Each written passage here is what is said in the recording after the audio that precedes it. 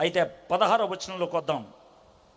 అందుకు రూతు విన్నది. రూతు, అమ్మ వెళ్ళిపో, నీ తోడుకోడల దగ్గరికి వెళ్ళిపో, నీ తోడుకోడలు చెప్పిన దగ్గరికి వెళ్ళిపో, మీ ఇంటికి వెళ్ళిపో, మీ దేవుడి దగ్గరికి వెళ్ళిపో, నీ ప్రజల దగ్గరికి వెళ్ళిపో.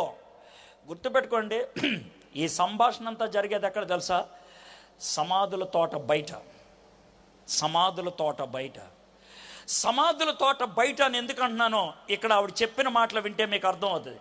ఆ సమాధుల తోట బయట కూర్చొని రూతు అడుగుతూ ఉంటే, నయోమి వద్దని చెప్తూ ఉంటే, ఓర్ఫా ముద్దు పెట్టుకొని నడుచుకుంటూ వెళ్ళిపోతూ ఉంటే, రూతు వాళ్ళ అత్త వైపు చీసి అన్నటువంటి మాట. అందుకు రూతు 16వ వచనం, నా వెంబడి రావద్దనియో, నన్ను విడిచిపెట్టమనియో నన్ను బ్రతిమాల కొనవద్దు.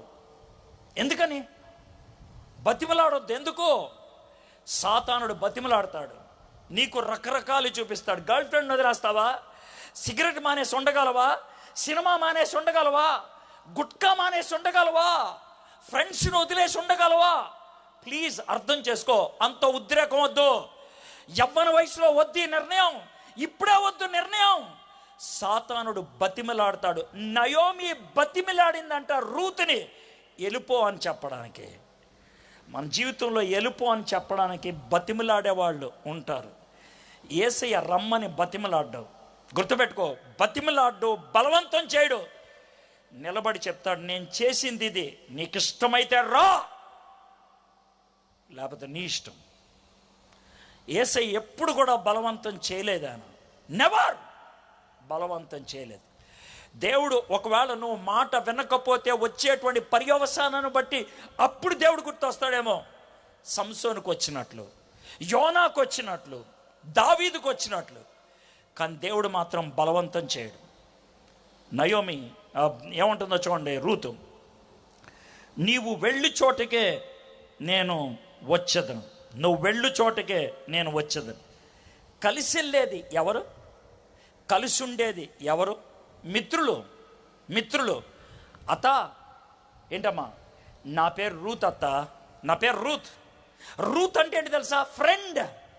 నేను నీ ఫ్రెండ్ని, మన ఇద్దరం కలిసే ఉంటాం. నువ్వు ఎక్కడికి వెళ్తావో నేను అక్కడికి వస్తావు, మన ఇద్దరం ఒక చోటకే వెళ్తాం. We are friends, we are friends. ఇది మొదటి మాట. నీవు నివసించు చోటనే నేను నివసించేదను. కలిసి నివసించేది ఎవరు? ఫ్యామిలీ, కుటుంబం. మన ఇద్దరం ఫ్రెండ్స్. నువ్వు ఎక్కడుంటే ఆడికి వెళ్తాను నేను. మన ఇద్దరం ఫ్యామిలీ. నువ్వు ఎక్కడ బతికితే నేను అక్కడ బతుకుతాను. ఫ్యామిలీ మారదు, ఫ్రెండ్స్ వేరే చోటే వెళ్ళరు. మూడోది, నీ జనమే నా జనం. ఇంతకాలం నా జనం మోయాబు, ఇక నుంచి నా జనం ఇశ్రాయేలు. ఇంతకాలం నా ప్రజలు వాళ్ళు, ఎప్పటి నుంచి నీ జనమే నా జనం. నీ ఫ్యూచర్ ఏంటో నా ఫ్యూచర్ కూడా అదే. నువ్వు బెత్లెహేమ్కి వెళ్తున్నావు ఆ జనం దగ్గరికి, నేను కూడా నీతో పాటు బెత్లెహేమ్కి వస్తున్నాను. నీ ఫ్యూచర్ నా ఫ్యూచర్. నువ్వు నేను ఫ్రెండ్స్, నువ్వు నేను ఫ్యామిలీ, నువ్వు నేను ఒకటే ఫ్యూచర్. నెక్స్ట్ నాలుగోది, ఆమె అన్నటువంటి మాట, నీ దేవుడే నా దేవుడు. వావ్, నీ దేవుడే నా దేవుడు. నీవు ఏ విశ్వాసంలో ఉన్నావో ఆ విశ్వాసంలోకి నేను వస్తున్నా. ఫెయిత్. మొదటిది మన ఇద్దరం ఫ్రెండ్స్, రెండోది మన ఇద్దరం ఫ్యామిలీ, మూడోది మన ఇద్దరికి ఒకటే ఫ్యూచర్, నాలుగోది మన ఇద్దరికి ఒకటే ఫెయిత్. బహుశా ఐదో దగ్గరకు వచ్చినప్పుడు కాస్త ఆగి ఉంటుంది. అత్తయ్య, ఏంటమ్మా? మీ ఆయన సమాధి, మా ఆయన సమాధి, వాళ్ళిద్దరు సమాధులు ఒకే సమాధుల తోటలో ఉన్నాయి. ఏంటమ్మా ఇప్పుడు అది చెప్తున్నావు? అత్తయ్య, మీ ఆయన మా ఆయన ఒకే చోట సమాధి అయ్యారు. నువ్వు నేను కూడా ఒకటే చోట సమాధి అవుతాం. మన ఇద్దరు ఫ్యూనరల్ ఒకటే చోట. మన ఇద్దరం ఒకటే ఫ్యామిలీ కదా, మన ఇద్దరం ఒకటే ఫ్యామిలీ కదా. మన ఇద్దరం ఫ్రెండ్స్, విడిపోం. మన ఇద్దరం ఫ్యామిలీ, ఒక చోట నివసిస్తాం. మన ఇద్దరిది ఒకటే ఫ్యూచర్, నేను వెనక్కి వెళ్ళను. మన ఇద్దరిది ఒకటే ఫెయిత్, నీ దేవుడి దగ్గరకు వచ్చేసా, మన ఇద్దరిది ఒకటే ఫ్యూనరల్. చచ్చేదాకా నిన్ను వదిలిపెట్టనత, చచ్చేదాకా నేను వదిలిపెట్టను. జీసస్ క్రైస్ట్కో బిరుదు ఉంది, ఫ్రెండ్ ఆఫ్ సిన్నర్స్ అని, పాపులకు మిత్రుడు. యేసయ్య నీ ఫ్రెండ్ అయితే యేసయ్యతో ఆ మాట చెప్పు, యేసయ్య నువ్వు ఉన్న చోటే నేను కూడా ఉంటా, నువ్వు ఎక్కడికి వెళ్తున్నావు నేను అక్కడికి వెళ్తా. యేసయ్య ఉంటాడు తెలుసా, నేను వెళ్ళేది పరలోకానికి, ఎస్ నన్ను కూడా తీసుకెళ్ళి అక్కడికి, మన ఇద్దరం ఫ్రెండ్స్ కదా. నీ తండ్రే నా తండ్రి, నాకు ప్రార్థన నేర్పించావు కదా, పరలోకమందున్న మా తండ్రి. ఒకటే హోమ్కి వెళ్తాం, ఒకటే హోమ్. నా కూతురు షారన్ 5 ఏళ్ళు అప్పుడు జరిగిన సన్నివేశం. హోమ్ అంటే, ఫ్యామిలీ అంటే, రెస్టింగ్ ప్లేస్ అంటే, ఫైనల్ డెస్టినీ అంటే, నాకు ఎప్పుడైనా ఆ సన్నివేశం గుర్తొస్తే భయం వేస్తుంది. దాన్ని చూస్తే నాకు వణుకు వస్తుంది, ఇంత వయసు వచ్చినప్పుడు కూడా. ఎందుకంటే 5 ఏళ్ళు అప్పుడు జరిగిన విషయం ఇది. తన ఫ్రెండ్ ఉండేది ఒక అమ్మాయి, పక్కింటి అమ్మాయి, ఇద్దరు ఆడుకునేవాళ్ళు. ఆ ఫ్రెండ్ వాళ్ళ అమ్మగారు హాస్పిటల్కి వెళ్ళారు పురిటి నొప్పులతో. ఇంటికి ఫోన్ వచ్చింది పాప పుట్టిందని. మేము చాలా హ్యాపీగా ఫీల్ అయ్యాం. 1 గంట తర్వాత మళ్ళీ ఫోన్ వచ్చింది, అమ్మ చచ్చిపోయిందని. మేము హాస్పిటల్కి వెళ్ళాం. ఆ పాప ఏడుస్తుంది, తల్లి లేదు, చిన్న పాప. వీళ్ళు ఏదో పంచదార కలిపి నీళ్లు పెడుతున్నారు, అది తాగట్లేదు, ఏడుస్తుంది, గందరగోళంగా ఉంది. ఈలోగా పెద్దామని దుప్పటి కప్పేసి పడుకోబెట్టారు.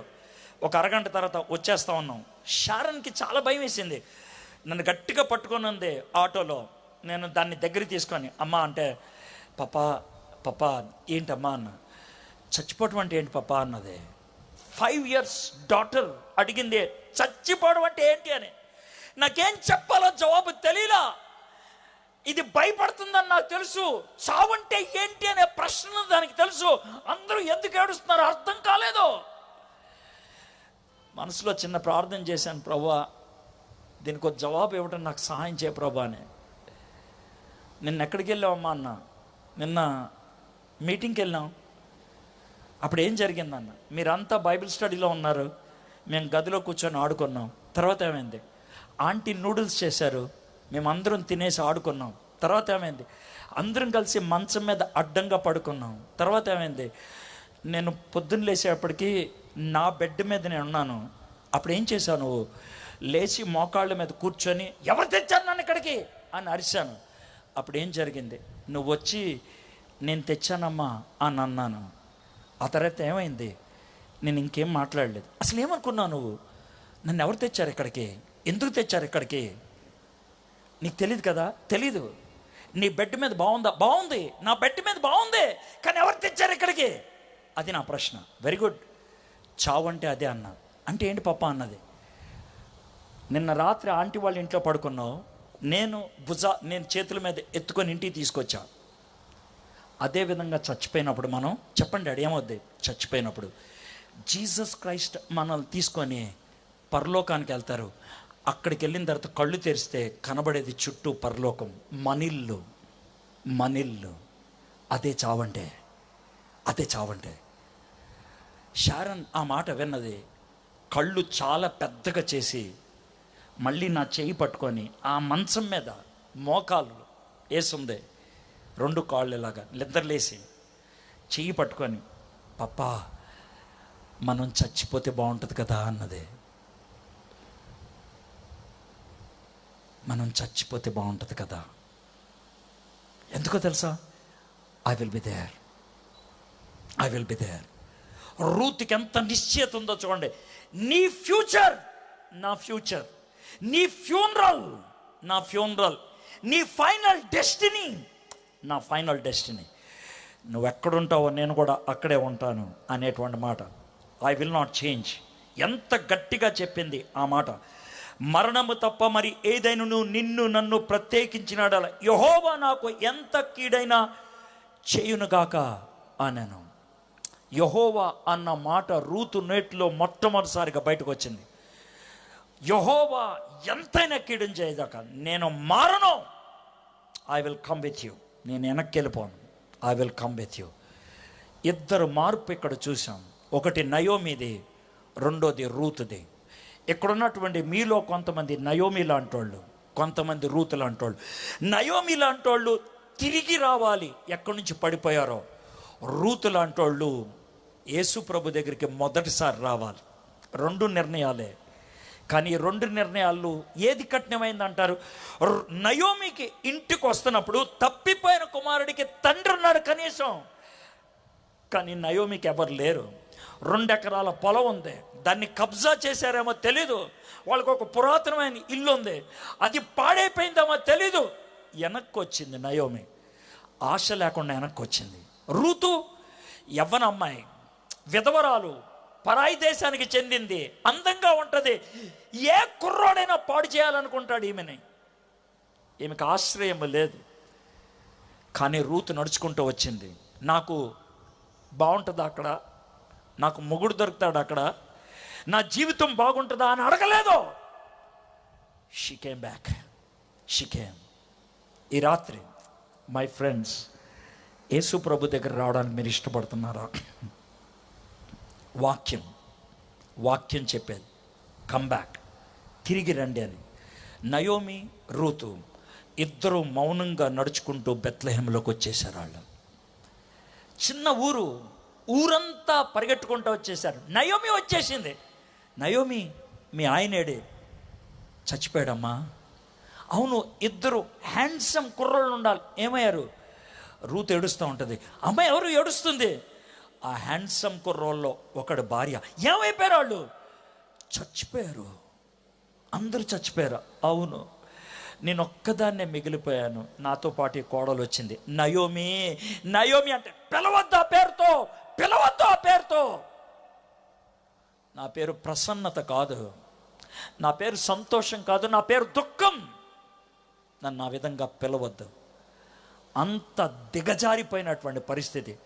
రూతు నిర్ణయం తీసుకొని రావడానికి ఇష్టపడింది. రూతు కష్టపడి పనులు చేస్తూ ఉంది. అయితే ఒక్క వచనం చూపించి నేను ముగిస్తాను. 2వ అధ్యాయం 11-12 వచనాలు. బోయజ్ రూతుతో చెప్పిన మాట, నీవు నీ తల్లిదండ్రులను, నీ జన్మభూమిని విడిచి, ఇది అబ్రహాము చేసిన పని కదా, నీ తండ్రి ఇంటిని విడిచి రా. వచ్చేసాడు అబ్రహాము దేవుడి దగ్గరికి. తండ్రి ఇంటిని విడిచి వెళ్ళాడు, తప్పిపోయిన కుమారుడు. ఆయన వెళ్ళాడు, ఈయన వచ్చాడు. నీవు నీ తల్లిదండ్రులను, నీ జన్మభూమిని విడిచి, ఇంతకుముందు నువ్వు ఎరగని జనమునొద్దకు వచ్చితివే. అబ్రహాము ఎక్కడికి వెళ్తున్నాడో తెలియకుండా వచ్చాడు. రూతు అలాగే వచ్చింది. అబ్రహాము విశ్వాసం ఎంత గొప్పదో రూతు విశ్వాసం కూడా అంతే. నా దృష్టిలో అంతేదే. అబ్రహాము విగ్రహాలు తయారు చేసుకునే కుటుంబం, రూతు కెమోష్ అనే దేవతని కొలిసేటువంటి కుటుంబం. అబ్రహాము నరబలిచ్చేటువంటి కుటుంబం, రూతు నరబలి ఇచ్చేటువంటి కుటుంబం. ఏం తేడా లేదు. యెహోవా నువ్వు చేసిన దానికి ప్రతిఫలం ఇచ్చును.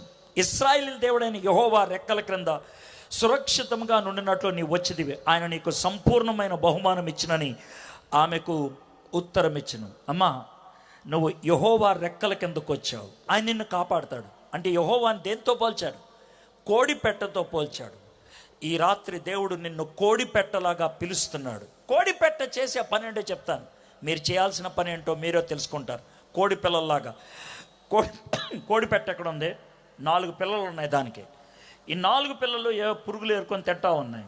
కోడిపెట్ట కూడా పురుగులు ఏరుకొని తింటా ఉంది. ఇలా చూసింది, అంత దూరాన్న ఒక గెద్ద కనబడింది. కోడిపెట్టగా తెలుసు ఈ పిల్లలకి డేంజర్ ఉన్నదని.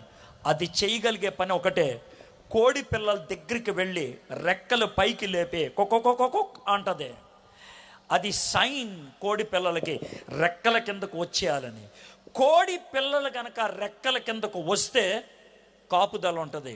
ఒకవేళ 3 పిల్లలు వచ్చాయి, ఒక పిల్ల రాలేదు, పిలవదు, రావే రావే అని పిలవదు, అది లాగదు, పీకదు. ఈ రాత్రి మీలో కొంతమంది అలాగే చూసేవాళ్ళు ఉన్నారు. గెద్ద తన్నుకుపోయినట్లు నీలో వేసినటువంటి విత్తనాన్ని తన్నుకుపోయే సాతానుడు రెడీగా ఉన్నాడు. ఆయన రెక్కల కిందకు వస్తే నీకు భద్రత ఉంటుంది. ఆయన రెక్కల కిందకు వస్తే నీకు ప్రతిఫలం ఉంటుంది. ఆయన రెక్కల కింద నీ అంతటి నువ్వు రావాలి. చెప్పాడు ఆ మాట.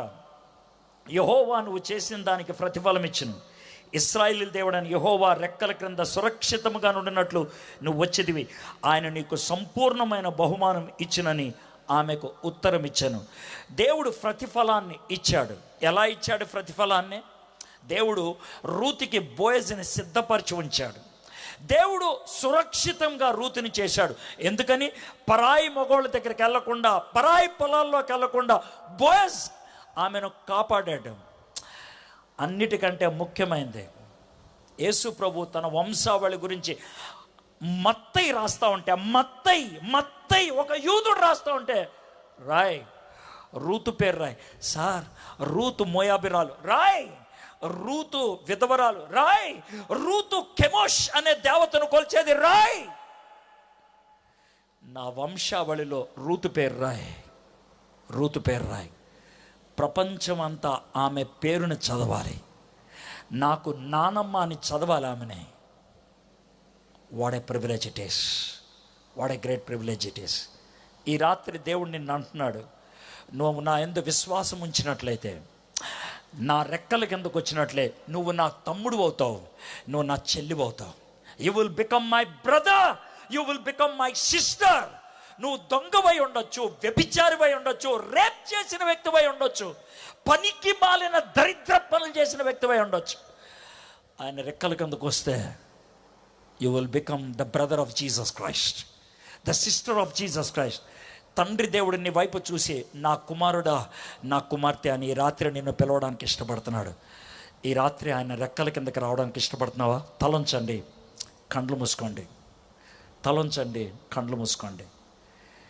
నీ గతం జ్ఞాపకం రావాలి. నీ గతం నీ జ్ఞాపకం రావాలి. నీ జీవితం ఎలాంటిది, ఇప్పుడు ఏ స్థితికి వచ్చింది? ఎఫెసీయులకు రాస్తూ అంటున్నాడు, నువ్వు గనక నీ గతాన్ని మర్చిపోతే, నువ్వు మార్పు చెందకపోతే, నువ్వు పశ్చాత్తాపడకపోతే, నీ స్తంభాన్ని, నీ మూల స్తంభాన్ని పీకేస్తా అన్నాడు దేవుడు. ఈ రాత్రి అలాంటి జవాబు నీ దగ్గరకు రాకముందు, అలాంటి పరిస్థితి నీకు రాకముందు, ప్రభు రెక్కల కిందకి నువ్వు రావడానికి ఇష్టపడుతున్నావా? నయోమి గతాన్ని జ్ఞాపకం చేసుకుంది, బెత్లెహేముకు రావడానికి ఇష్టపడింది. తప్పిపోయిన కుమారుడు గతాన్ని జ్ఞాపకం చేసుకున్నాడు, తండ్రి దగ్గరకు వచ్చాడు. అబ్రహాము గతాన్ని జ్ఞాపకం చేసుకున్నాడు. ఎక్కడైతే మొదట ఆరాధించాడో బెతెల్కి ఆయకి మధ్యన ఆయన వచ్చి ప్రార్థన చేశాడు. యాకోబు జ్ఞాపకం చేసుకున్నాడు, దేవుడు దర్శనమిచ్చిన చోటకు వచ్చాడు. ఒనేసిము జ్ఞాపకం చేసుకున్నాడు, ఫిలోమోని ఇంటికి వెళ్ళాడు తిరిగి. ఈ రాత్రి నువ్వు జ్ఞాపకం చేసుకోవాలి ప్రభు దగ్గరకు రావడానికి. You have to think, you have to remember. ఇక రూతు తనకి ఎక్కడికి వెళ్తుందో తెలీదు, కానీ విశ్వాసంతో ముందుకెళ్ళింది. ఈ రాత్రి మీలో కొంతమంది రూతు వలె ఒక నిర్ణయం తీసుకోవాలి.